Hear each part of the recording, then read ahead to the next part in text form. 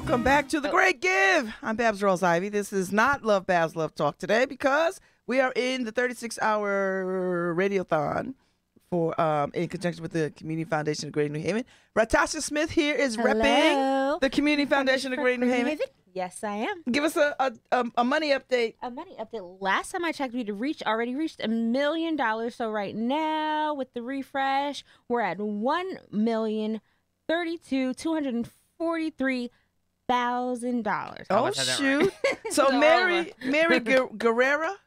That's right. Mary Guerrera from the Fellowship Place wants a piece of that. How are you? I'm good. Thanks so much for having me on this morning. Oh, it's so nice to have you. So tell us about the hi Paul. Tell us about the Fellowship Place. So Fellowship Place works with people who live with a serious mental illness every day. Mm-hmm. We are located on Elm Street on a really beautiful campus, and we offer a really wide range of activities every day, 7 days a week, 365 days a year. Probably on an average day, we see anywhere from 150 to 200 people from New Haven, all living with a mental illness and trying to overcome the challenges that they face. At the campus, they can participate in art therapy, music therapy, counseling, case management. We've got a computer learning center. We've got opportunities for people to finish their education, help with getting jobs, free meals every day. It's just a really positive, healthy place where people can try to get their lives back together. The other really nice thing about Fellowship Place is that we're really creating a community for folks. A lot of people who suffer from mental illness have become estranged from their families for a variety of reasons, so they're pretty alone and isolated. And when they come to our campus and meet their peers who are all going through the same stuff, those peers become their family. So it's like a family and a community within the community. Okay, so let's talk now. Okay. Because you can look up, relax, take a breath. We all family here. So how many people are served by your organization? About 800 a year. About 800 a year. How do they find you? Mostly through their psychiatrists or their clinicians. Sometimes through word of mouth, sometimes through a family member, but in most cases it's through their doctor. And what's the age range? Like what's the youngest to the oldest that you sort of intake? Yeah, the youngest is 18, and we've got quite a few people in their 70s. Okay. But probably the average age is somewhere around 45, 50. Okay. And what's the do they live there or they come and drop in? So for most of those clients, they come to us every day for programming and structure. But we also have a housing program.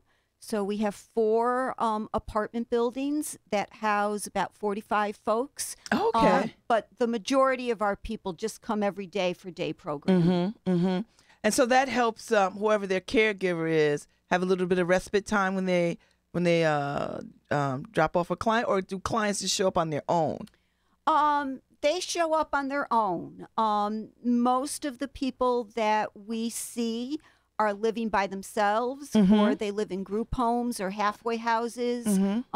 We have a homeless program, so those people are coming to us directly from the shelters.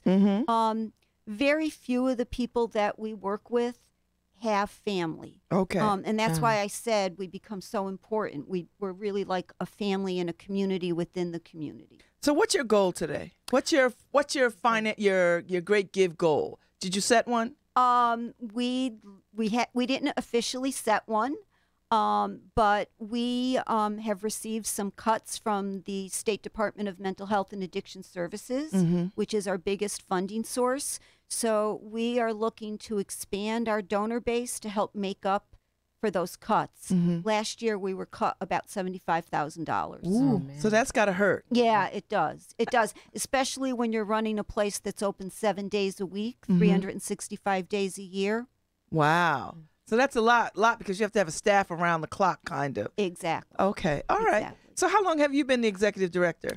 For about 11 years. Oh, that's a good while. So Yeah. you've seen all kinds of changes. Yeah, especially on our campus. Right. We totally transformed a lot of dilapidated buildings on the campus and have done a lot of renovations over the course of those 10 years, sort of in steps, total of 4 phases in all. So that's been exciting, those physical changes, because having a nice place to come to every day, certainly better for our folks. It helps with their confidence and their self-esteem. But we've also seen big increases in the numbers of people that we serve. Really? Yeah. So in our homeless drop-in program, which is called the Fellowship Inn, over the last year, the number of people who come every day has doubled. So these are homeless people with mental health challenges. That's right. Okay. And they wouldn't have any place else to go if your doors weren't open. Yeah, because most of them are staying at the shelters at night. The shelters put them out at 7 o'clock in the morning. Wow. So we pick them up when the shelters are closing for the day and bring them to our campus. So we give them a place where they can be during the day. They get free meals. They get to do their laundry. They get to take showers. They get to meet with a counselor. They get to do some activities. So it's a lot better for them to be on our campus during the day when the shelters are closed than it would be to just be hanging out on the streets. Wow, you guys provide all of that? Yeah. That's a lot. Yeah, we do a lot. Yeah. We do a lot. And what we like to say is we're kind of like a hidden gem because a lot of folks don't know about us. And if you drive by on Elm Street, we sort of blend in. You don't really see how big the campus is or what or the I extent know the of one what we do. building, but I didn't know there was surrounding buildings. Yeah. Yeah. So there's that one building that faces Elm Street. But Yes. if you come through our gate, there are a number of other buildings, and it's really a very nice campus. When we did the renovations, we created a lot of green space. So in the nice weather, some of our groups and our activities happen outside on the green space. We've got a group called Get Moving, which is a little exercise group. And in the nice weather, they do it outside on the lawn. It's really very, very Today's nice. gonna be 80. Yeah, I know. so I don't know. start. I don't know if Get Moving is on Wednesdays, but if they are, they'll be outside doing it today for sure. Awesome. Yeah. So tell us something that you want the listening public to know about the mental health population and the challenges that they face, particularly the population that you serve. So a lot of people with a serious mental illness, they are misunderstood. There's still a lot of stigma around mental illness. There's a lot of fear around people who are mentally ill. And a lot of times if someone in your family suffers from a mental illness, it's like the elephant in the room. Nobody really wants to talk about it. So that stigma and that misunderstanding that sometimes our clients face sometimes gets in the way of them getting help because they don't want to come out and admit that they have a problem. Oh, okay. So, overcoming stigma and spreading the word that if people have a mental illness, there are treatment, there are services that can help them, and that there really shouldn't be any stigma associated with needing mental health care, that it's not any different than if you have high blood pressure and you take blood pressure medicine, or you're a diabetic and you take insulin.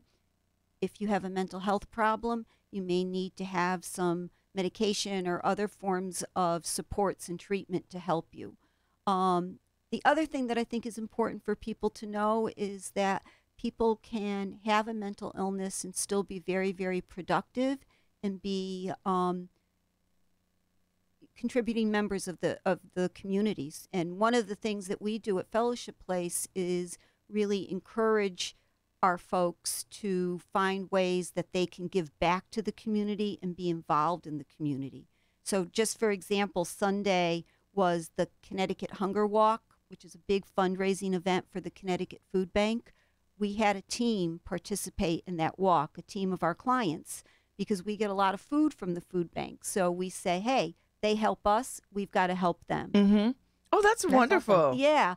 Later on in the month of May, there's a walk in Hartford for the National Alliance for the Mentally Ill. We'll probably have 3 van loads of folks walking that walk. So we're always trying to find ways for people to give back. I mentioned earlier that one of the services we provide is helping people find jobs. A lot of people with mental illness have a lot of gaps in their resume. Yeah. So to help them fill those gaps so that they might be more attractive to a potential employer, we've started a volunteer program. And we've established various sites at various places in town where our folks can volunteer, get some experience, build their resume, but at the same time, they're giving back to the community. So we have a group of our guys that are volunteering at the soup kitchen to help prepare meals. We do some gardening at the Yale Sustainable Gardens. We go to the animal shelter and volunteer there. We're involved with a project called Miss Kendra, which is a kind of a pen pal writing project with some elementary school kids. So we're always looking for ways for people to give back. So how do people find you? Do you have a website or a shout out or? Yeah, so our website is www.fellowshipplace.org. They can also call us at 203-401-4227.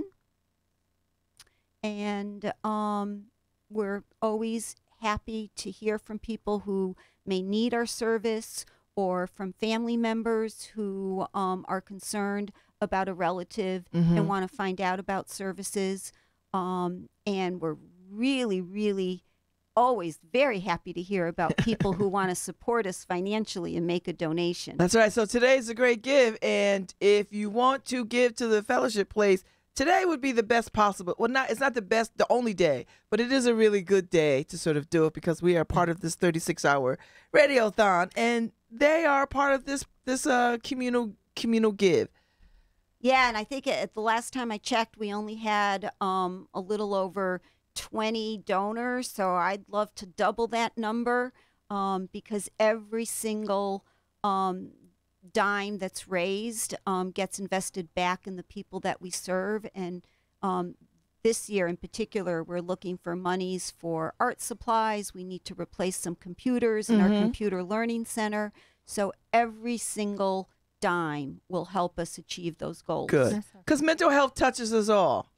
Listen, 1 in 4 people in the United States are touched by mental illness in one way or another. And it's a big problem. And but the good news is there are treatments, there are services that can help people get through the challenges. How did you get started in this work? I'm a licensed clinical social worker, and I've actually been a social worker all my life, which I hate to tell you how long that is. It's over 40 years. So I'm a lifer. I've been doing this a really, really long time. Well, thank you so much for coming in, Mary Guerrera. That's right. From the Fellowship Place. It's been a pleasure to talk to you. And if y'all want to give, today would be the day. Give. That's Yes. right. All right, so we're gonna come back with somebody else for the great give today, and Ratasha will give us another update. Thank you so Yes. much, Mary. Thank you.